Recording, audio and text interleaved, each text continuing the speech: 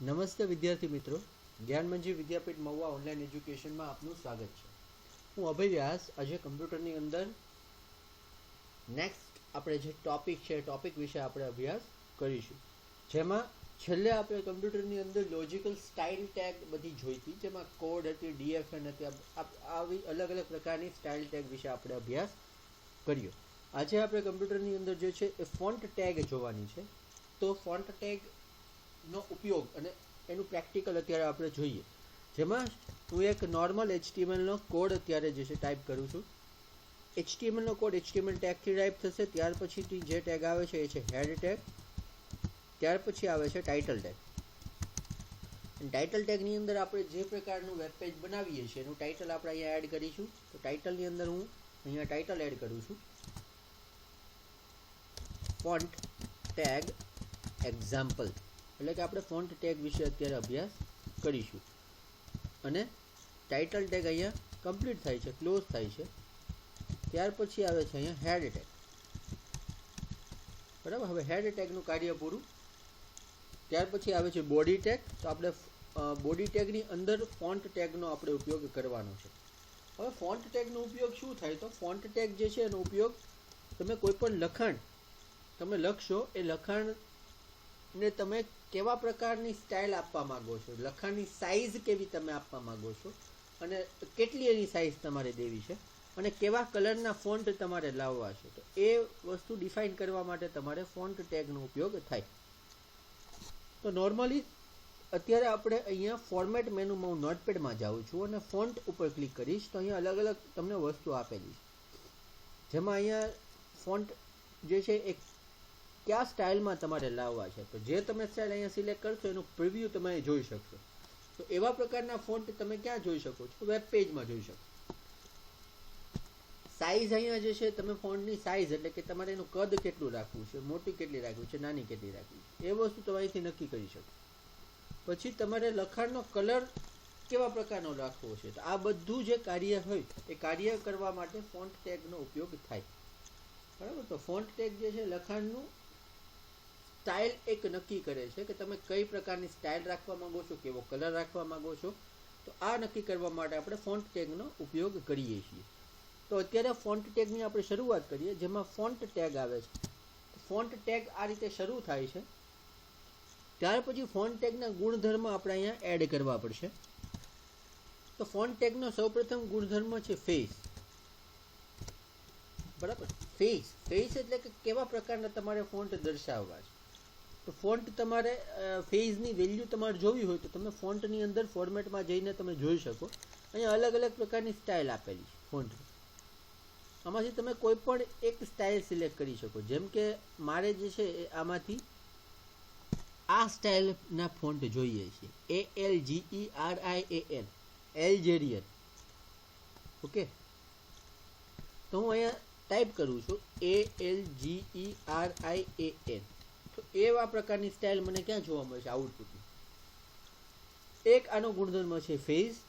બીજો ગુણધર્મ આનો આવે એ છે સાઇઝ.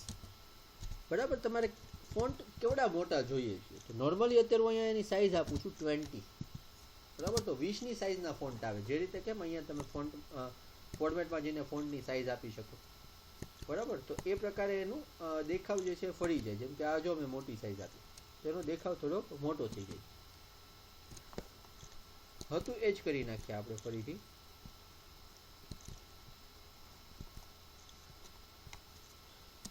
સાઇઝ 20 આપું છું.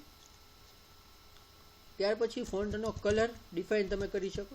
કલરની અંદર અહીંયા હું આપું છું રેડ.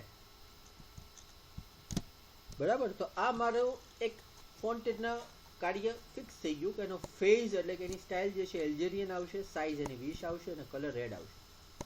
પછી તમે અહીંયા લખાણ લખી શકો, જેમ કે this is my font style. બરાબર, તો આખું લખાણ આવ્યું. અને ત્યાર પછી સૌથી છેલ્લે તમારા ફોન્ટ ટેગને પૂરી કરવાની. એટલે કે થાય શું? તો કે તમે જે સ્ટાઇલ અહીંયા નિર્ધારિત કરો છો ફોન્ટની, અને ફોન્ટ ટેગને તમે છેલ્લે આ રીતે ક્લોઝ કરાવો છો, એની વચ્ચે તમે જે લખાણ લખો છો ને એ લખાણને આ પ્રકારની બધી સ્ટાઇલ મળી જશે. હવે આપણે આ કોડને રન કરાવીએ. બોડી ટેગને કમ્પ્લીટ કરાવું છું અહીંયા. અને અહીંયા HTML ટેગને ક્લોઝ કરાવું છું અને સેવ કરીએ કોડને. સેવ કરવા માટે આપણે ગુજરાતી મીડિયમના ફોલ્ડરમાં સી ડ્રાઈવમાં સેવ કરીએ છીએ અને અહીંયા હું નામ આપું છું font.html. font.html ના નામે ત્યાં ફાઇલ સેવ થાય છે. અગેન આપણે જઈએ સી ડ્રાઈવમાં જઈને HTMLમાં જઈને ગુજરાતી મીડિયમ, ગુજરાતી મીડિયમની અંદર font.htmlમાં જમણી ક્લિક કરીને ઓપન વિથમાં જઈને ગૂગલ ક્રોમમાં આપણે આને એક્ઝિક્યુટ કરાવીએ.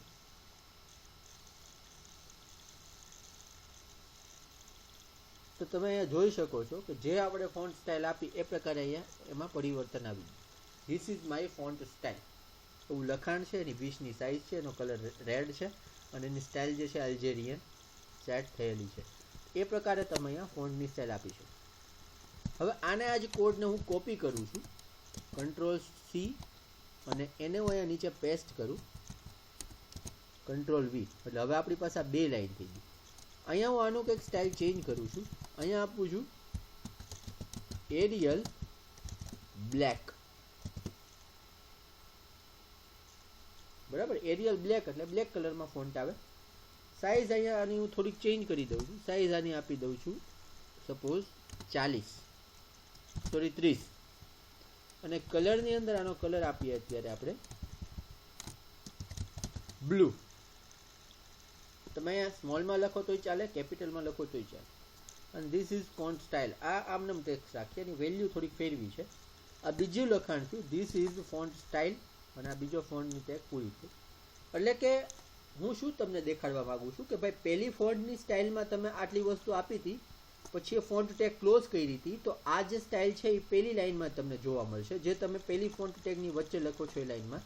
અને બીજી અગેન ફોન્ટ ટેગ તમે બનાવો તો એની અંદર ટેક્સ્ટ હશે તો એમાં તમે જે પણ વેલ્યુ આપી હશે ને એ વેલ્યુ એ બીજી લાઇનમાં લાગુ પડે. બરાબર, તો તમે અલગ અલગ લાઇનને અલગ અલગ વેલ્યુ તમે આપી શકો. એના માટે તમારે વારંવાર આ ફોન્ટ ટેગ જે છે બનાવવી પડે. બરાબર, જેટલી ફોન્ટ ટેગ તમે બનાવો, તમારે અલગ જો સ્ટાઇલ આપવી હોય, સ્ટાઇલ અલગ આપવી હોય ને તો જ તમારે અલગ આ રીતે ફોન્ટ ટેગ ડિફાઇન કરવાની. હવે આપણે જોઈએ અને રન કરીને શું થશે તો કે ધીસ ઇઝ ફોન્ટ સ્ટાઇલ, જે બીજી લાઇન છે એની અંદર એરિયલ બ્લેક સ્ટાઇલ આવશે, સાઇઝ 30 આવશે અને કલર બ્લુ આવશે. અને સેવ કરીએ અને ઓલરેડી આપણે પ્રોગ્રામ રન કરેલો છે અને આપણે રિફ્રેશ કરીએ.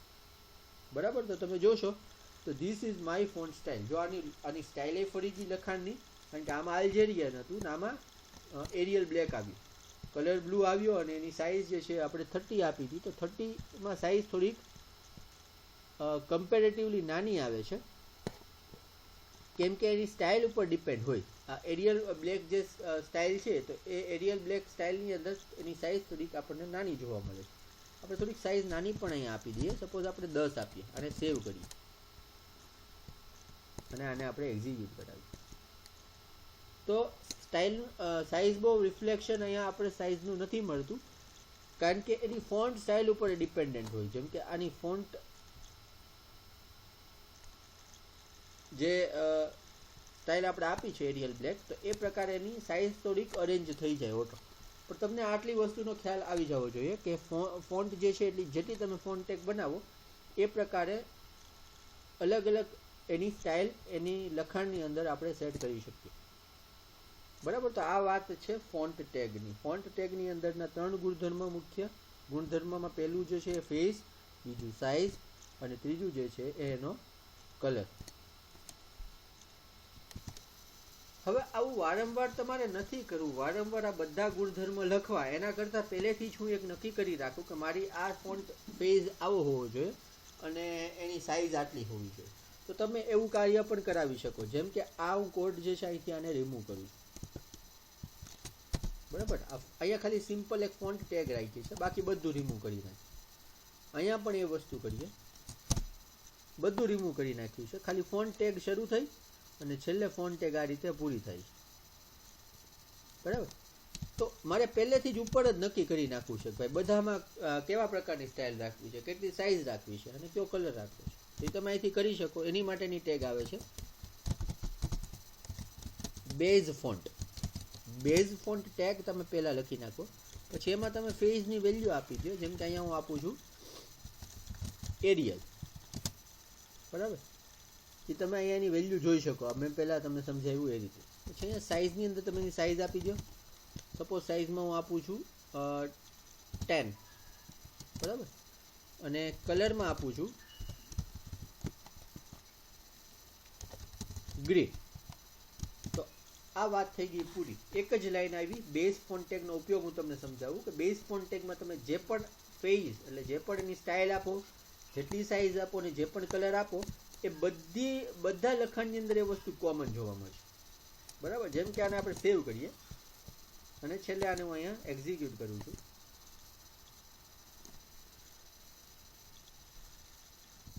તો થોડુંક મેં અહીંયા કોડમાં મોડિફિકેશન કર્યું છે જેથી કરીને તમે ઇફેક્ટ જોઈ શકો. તો કોડની અંદર શું કર્યું છે તો કે બેઝ ફોન્ટ ટેગનો ઉપયોગ કર્યો, ફેસ એટલે કે એની સ્ટાઇલ લીધી, સાઇઝની અંદર 20 આપ્યું, બરાબર. પછી અહીંયા મેં બે અલગ અલગ ફોન્ટ ટેગ બનાવી છે જેની અંદર એક ફોન્ટ ટેગમાં કલર આપ્યો રેડ, બીજામાં કલર આપ્યો ગ્રીન. હવે થશે શું અહીંયા તો કે બેઝ ફોન્ટ ટેગમાં તમે પહેલેથી આપી દીધું ભાઈ એરિયલની સ્ટાઇલ અને સાઇઝ 20ની. પછી તમારે અલગ અલગ ફોન્ટ ટેગ જે તમે બનાવો એ બધી ફોન્ટ ટેગની અંદર અકોર્ડિંગ ટુ તમે જે કલર આપો છો એ કલર પ્રમાણે એડજસ્ટ થઈ જાય. ફોર એક્ઝામ્પલ આને હું સેવ કરું છું અને આપણે એક્ઝિક્યુટ કરાવીએ. તમે જોશો આઉટપુટની અંદર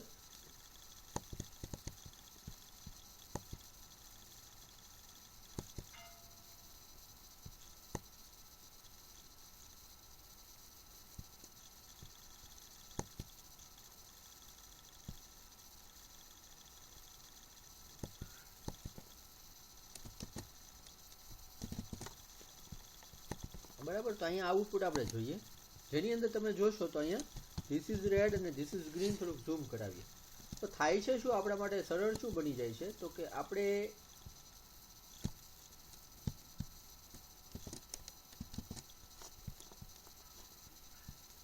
જે વસ્તુ અહીંયા સિંગલ લાઇનમાં આપણે લખીએ છીએ બેઝ ફોન્ટ એની અંદર ફેઝ અને સાઇઝ બંને આપી દઈએ છીએ.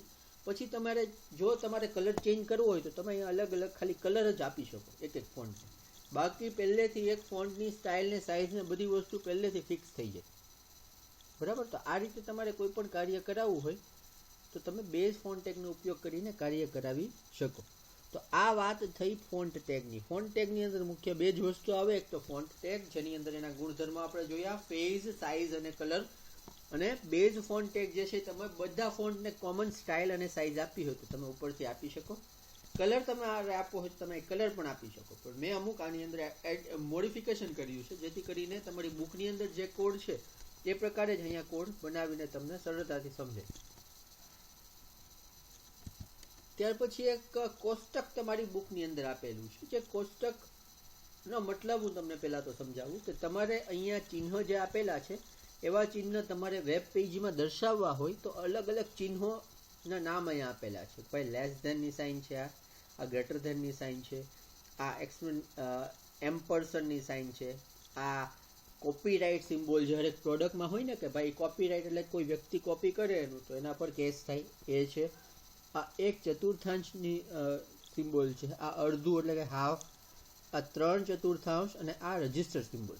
તો આવા અલગ અલગ પ્રકારના સિમ્બોલ તમારા કીબોર્ડમાં નથી આપેલા. કોઈ પણ કીબોર્ડમાં આવા સિમ્બોલ બધા ન આપેલા હોય. અમુક સિમ્બોલ આપેલા હોય પણ વેબ પેજની અંદર તમારે સિમ્બોલ દર્શાવવા હોય તો એની માટેની અહીંયા સાંકેતિક કોડ આપેલી છે, સાંકેતિક ભાષા સંજ્ઞા આપેલી છે જેને કહેવાય LTGT. LT નો મતલબ થાય લેસ ધેન, એટલે આવી સાઇન તમારે દર્શાવી હોય તો LT નો ઉપયોગ થાય. GT એટલે કે ગ્રેટર ધેન, તમારે ગ્રેટર ધેનની સાઇન દર્શાવી હોય તો GT નો ઉપયોગ થાય. AMP એટલે એમ્પરસન, તમે AMP લખો તો આ રીતની એમ્પરસન સાઇન તમે જોઈ શકો. અને જ્યાં ડેશ આપેલા છે ત્યાં તમારે એની કિંમતની જરૂરિયાત પડે. આ કિંમત એટલે કે જે ASCII code, American standard code for information interchange, આસ્કીનું પૂરું નામ થાય ASCII. એટલે કે આ એક સંસ્થા છે જેને આ અલગ અલગ સિમ્બોલ જે છે સિમ્બોલને અમુક કોડ આપી દીધા. જેમ કે 60 નો મતલબ થાય લેસ ધેન સાઇન, 62 નો મતલબ થાય ગ્રેટર ધેન સાઇન. એમ આ તમારે સાંકેતિક કોડ એટલે આ તમારે કિંમતની ત્યારે જરૂરિયાત પડે. કિંમતનો મતલબ સપોઝ એક્ઝામમાં MCQમાં પૂછાય કે 189 કિંમત જે છે કયા સિમ્બોલની છે તો તમને ખબર હોવી જોઈએ કે 1/2 એટલે કે હાફ, અડધું તમારે દર્શાવવું હોય તો એની કિંમત છે 189. તો આમાં જ અમુક આપણે સાંકેતિક ભાષાનો ઉપયોગ અત્યારે કરીએ જેની અંદર LT અને GT આ બંને સાઇન મારે દર્શાવી છે આઉટપુટમાં. તો બંને સાઇન દર્શાવવા માટે મારે શું કરવું પડે મારા કોડમાં? તો આના જ કોડમાં આપણે એ વસ્તુ જોઈએ. તો અહીંયા હું લખું છું $LT, પછી આને હું સેવ કરું. $LT લખીને આને આપણે સેવ કરીએ અને એને આઉટપુટમાં જોઈએ કે એવી સાઇન આવે છે. તો તમે જોશો તો અહીંયા આવી લેસ ધેન વાળી સાઇન આવી ગઈ. પણ આગળ તમારે શું લખવાનું? આ એન્ડની સાઇન. પછી અહીંયા બાજુમાં જ લખીએ $GT, બરાબર. $GT એટલે ગ્રેટર ધેનની સાઇન. અહીંયા તમે આ રીતે ગ્રેટર ધેનની સાઇન પણ જોઈ શકો. તો એના એક સાંકેતિક કોડ છે, બરાબર. એવું જ તે ERG અહીંયા ખોટો આપેલો છે, REG આવે. રજિસ્ટ્રેશનનો તમારે સિમ્બોલ જો દર્શાવવો હોય તો REG કરીને કોડ આવે. જેમ કે અહીં હું લખું છું $REG અને આને સેવ કરીએ અને છેલ્લે આઉટપુટમાં જોઈએ તો તમને રજિસ્ટરનો સિમ્બોલ જોવા મળશે, R અને પછી એની ઉપર રાઉન્ડ. એટલે પ્રોડક્ટ જે છે ગવર્મેન્ટમાં રજિસ્ટર થયેલી છે, બરાબર. તો આ રીતનું કાર્ય કોઈ પણ કરાવવું હોય તો તમે આ રીતે સાંકેતિક સંજ્ઞા દ્વારા તમે કાર્ય કરાવી શકો, બરાબર. આ બધી સાંકેતિક સંજ્ઞા જ છે, તમે લખો એટલે એ પ્રકારે એનું આઉટપુટ તમે જોઈ શકો. તમને ખાલી આખું કોષ્ટક યાદ રહેવું જોઈએ. કોષ્ટકની અંદર આટલા પ્રકારની સંજ્ઞા આપેલી છે, એનું વર્ણન અહીં આપેલું છે. તમારે સાંકેતિક સંજ્ઞા યાદ રાખવાની અને જેની સાંકેતિક સંજ્ઞા નથી એના નંબર્સ તમને ખબર હોવી જોઈએ. ત્યાર પછીનું આ જ ચેપ્ટરની અંદરનું એક કોષ્ટક છે જે આપણે ઓલરેડી ભણી ગયા, જેમાં પહેલી જે ટેગ આવે છે કમેન્ટ ટેગ છે, જેમાં ટિપ્પણી, કોઈ પણ ટિપ્પણીનું લખાણ તમારે લખવું હોય તો તમે કમેન્ટ ટેગમાં લખી શકો. બી ટેગનો ઉપયોગ થાય લખાણને ઘાટા કરવા માટે.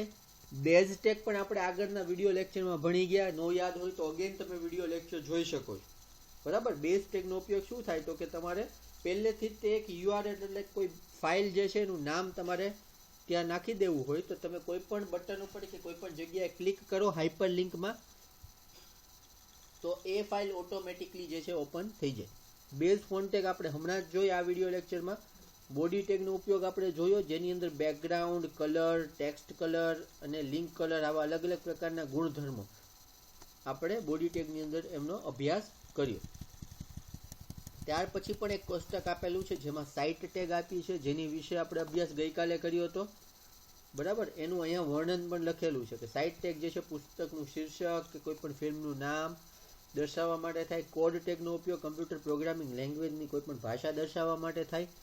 DFN ટેગ પણ આપણે જોઈ ચૂક્યા છીએ, બરાબર. આ બધી ટેગ આપણે જોયેલી છે, એટલે હું ક્વિકલી અહીંયા તમને બોલીને સમજાવતો જાઉં. DFN ટેગ એટલે કે વ્યાખ્યા તમારે કોઈ પણ રજૂ કરવી હોય તો DFN ટેગનો ઉપયોગ થાય છે. EM ટેગ જે છે એ કોઈ પણ લખાણને ભારપૂર્વક દર્શાવવો હોય તો તમે એને દર્શાવી શકો. ફોન્ટ ટેગ આપણે જોઈ લખાણની અંદર એનું સ્વરૂપ બદલવા માટે. હેડ ટેગ દસ્તાવેજની અંદર સૌપ્રથમ હેડ ટેગનો ઉપયોગ થાય છે. BR ટેગ, HR ટેગ એટલે આડી લીડ લાઇન, જેની અંદર સાઇઝ, કલર, વિથ, અલાઇનમેન્ટ અને નો શેડ જેવા અલગ અલગ ગુણધર્મો આવેલા છે. I ટેગ એટલે કે ઇટાલિક ટેગ. લિંક ટેગ દ્વારા તમે લખાણની સાથે કોઈ પણ બાહ્ય લખાણને જોડી શકો. મેટા ટેગ આપણે જોઈતી, સૌપ્રથમ મેટા ટેગ જ જોઈતી, જેની અંદર એન્કર, કીવર્ડ, ડિસ્ક્રિપ્શન ને આ બધી વસ્તુ આવે છે. ત્યાર પછી થિયરીની અંદર અમુક ટેગ આપણે જોઈતી, જેમાં સ્ક્રિપ્ટ ટેગ છે. તો સ્ક્રિપ્ટ ટેગનો ઉપયોગ કોઈ પણ સ્ક્રિપ્ટિંગના કોડ આવે, એ કોડને તમારે રજૂ કરવું હોય તો તમે સ્ક્રિપ્ટ ટેગનો ઉપયોગ કરી શકો. એમાં વિશેષ તમારે નથી અભ્યાસ કરવાનો, પણ તમને ખ્યાલ હોવો જોઈએ કે સ્ક્રિપ્ટ વ્યાખ્યાયિત કરવા માટે સ્ક્રિપ્ટ ટેગનો ઉપયોગ થાય. પછી સ્ટ્રાઇક આપણે જોયું તો સ્ટ્રાઇક ટેગનો ઉપયોગ લખાણની વચ્ચે લીટી એટલે કે કોઈ પણ લખાણને ભૂસવું હોય તો સ્ટ્રાઇક ટેગનો ઉપયોગ થાય છે. સ્ટ્રોંગ ટેગને લખાણને ઘાટા કરી શક્યો તમે. સ્ટાઇલ ટેગ, જેની અંદર તમે કોઈ પણ લખાણને સ્ટાઇલ આપવા માટે, એનો સ્વરૂપ બદલવા માટે, જે આપણા પ્રેક્ટિકલમાં નથી પણ થિયરી માટે તમને યાદ રહેવી જોઈએ. સબ ટેગ, સબસ્ક્રિપ્ટ આપવા માટે, બરાબર. સબસ્ક્રિપ્ટ એટલે નીચે, H2O લખવું હોય તો 2 નીચે આવે, બરાબર. પછી સુપરસ્ક્રિપ્ટ 5નો વર્ગ, તો વર્ગમાં 5નો વર્ગ તમારે કરવો હોય તો 2 ઉપર આવે, તો એની માટે SUP ટેગનો ઉપયોગ થાય. TT ટેગનો ઉપયોગ જે છે ટાઈપરાઇટર ટાઈપની ટેક્સ્ટ દર્શાવવા માટે, અને U ટેગનો ઉપયોગ છે એ અંડરલાઇન દર્શાવવા માટે. તો આટલી વિવિધ અલગ અલગ ટેગ વિશે આપણે અભ્યાસ કર્યો, બરાબર. તો આપણે અહીંયા ટેગનું કાર્ય પૂરું થઈ જાય છે. હવે એક કોડ તમને મારે દર્શાવવાનો છે, જેમાં અલગ અલગ પ્રકારની એક નાની એવી સ્ટેટિક વેબસાઇટ બનેલી છે, બરાબર. વેબસાઇટની અંદર અલગ અલગ લિંક ઉપર તમે ક્લિક કરી શકો ને અલગ અલગ પેજ તમે ખોલી શકો. એ આપણે નેક્સ્ટ વિડીયો લેક્ચર જ્યારે આપણો આવશે ત્યારે આ કોડ આપણે આખો સમજશું, જે તમારી બુકમાં પણ આપેલો છે, જે હું તમને એક્ઝિક્યુટ કરીને આખો કોડ સમજાવીશ. આજે આપણે લેક્ચર અહીંયા કમ્પ્લીટ કરીએ છીએ.